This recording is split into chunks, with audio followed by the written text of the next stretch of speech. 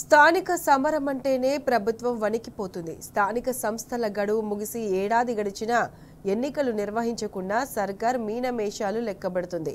6 గ్యారెంటీలను అమలు తర్వాతనే స్థానిక సంస్థల ఎన్నికలు నిర్వహిస్తామని చెప్పుకుంటూ వచ్చిన కాంగ్రెస్ సర్కార్ నేడు గ్యారెంటీలను అమలు చేయడంలో విఫలం కావడంతో పంచాయతీ ఎన్నికలను వాయిదా వేస్తూ వస్తుంది. అయితే స్థానిక సంస్థలకు గడువు ముగిసి ఏడాది కావడంతో ఎన్నికలు నిర్వహించాలన్న దానిపై ఒత్తిడి పెరుగుతుంది. అయితే పంచాయతీ ఎన్నికలను జూన్లో నిర్వహించాలని ప్రభుత్వం యోచిస్తున్నట్లు తెలుస్తుంది.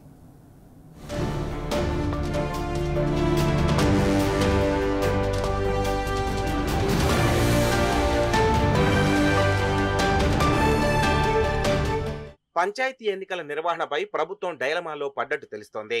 ఇటీవల జరిగిన గ్రామ సభల్లో జనం నుంచి వచ్చిన తీవ్ర నిరసనలతో వెనక్కి తగ్గిందని సమాచారం. ప్రతికూల ఫలితాలు తప్పవని భావిస్తుందని, పథకాల అమలు తరువాతే నిర్వహించేందుకు సిద్ధమైందని తెలిసిందే. ఈ మేరకు వచ్చే జూన్ లేదా జూలైలో పంచాయతీ ఎన్నికల నిర్వహణకే మొగ్గు చూపుతున్నట్లు విశ్వసనీయ సమాచారం. ఎన్నికలు జరిపితే ఎదురయ్యే పరిణామాలు, వాయిదా వేస్తే తలెత్తే ఇబ్బందులపై అధికార పార్టీ పెద్దలు తాజాగా చర్చోపచర్చలు చేస్తున్నట్లు వెనుకడే. కొంతకాలంగా త్వరలోనే స్థానిక ఎన్నికలంటూ సీఎంతో పాటు పంచాయతీరాజ్ శాఖ మంత్రి పదే పదే ఊదరగొట్టారు. మారిన రాజకీయ పరిస్థితుల్లో ఈ నిర్ణయంపై వెనక్కి తగ్గినట్లు సమాచారం. గ్రామ సభల్లో అనేక చోట్ల ప్రజల నిలదీతలు, డెడికేషన్ కమిషన్ నివేదికపై ముందుకెళ్లే విషయంలో అయోమయం నెలకొనడంతో సర్కార్ సందిగ్ధంలో పడిందని రాజకీయ విశ్లేషకులు అంచనా వేస్తున్నారు. ప్రతికూల ఫలితాలు వస్తాయనే భయంతోనే అధికార పక్షం వెనకడుగు వేస్తోందని భావిస్తున్నారు. జనవరి 26న ప్రారంభించిన ఇందిరమ్మ ఇండ్లు, రేషన్ కార్డులు, రైతు భరోసా, ఇందిరమ్మ ఆత్మీయ భరోసా పథకాలు పూర్తి స్థాయిలో అమలు చేసిన తర్వాతే ఎన్నికల నిర్వహణ దిశగా ముందుకెళ్లాలని నిర్ణయించుకున్నట్లు చెప్తున్నారు.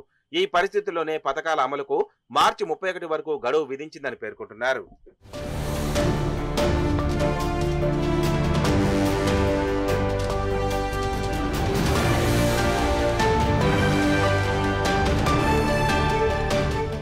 మార్చి 31 తర్వాత ఎన్నికలు నిర్వహించాలన్నా సాధ్యమయ్యే పరిస్థితులు కనిపించడం లేదు.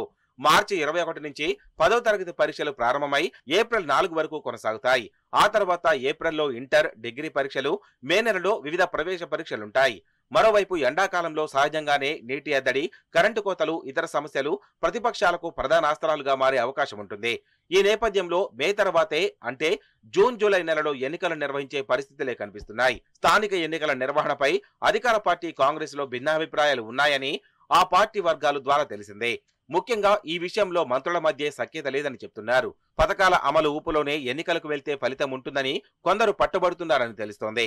లేదంటే పార్టీ కేడర్లో నిస్తేజం అలుముకుంటుందని వారంటున్నారని వెనుకడే.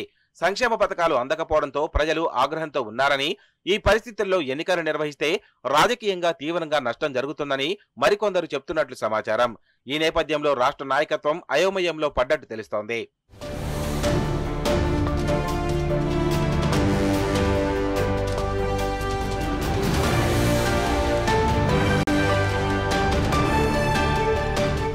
అధికార కాంగ్రెస్ లో నిరుత్సాహం కనిపిస్తుండగా ప్రధాన ప్రతిపక్షమైన బీఆర్ఎస్ లో జోష్ కనిపిస్తోంది. పార్లమెంట్ ఎన్నికల్లో ప్రతికూల ఫలితాల నుంచి వెంటనే తేరుకొని పార్టీ నేతలు కార్యక్షేత్రంలోకి అడుగుపెట్టారు. నిత్యం జనంతో మమేకమవుతూ వారి సమస్యలపై పోరాడుతూనే ఉన్నారు. బీఆర్ఎస్ వర్కింగ్ ప్రెసిడెంట్ కేటీఆర్ సారథ్యంలో మాజీ మంత్రి హరీష్ రావు నిత్యం నిలదీస్తున్నారు. ముఖ్యంగా రైతుల ధర్నాల పేరిట అన్నదాతలకు భరోసానిస్తూ పార్టీ ముందుకెళ్తోంది.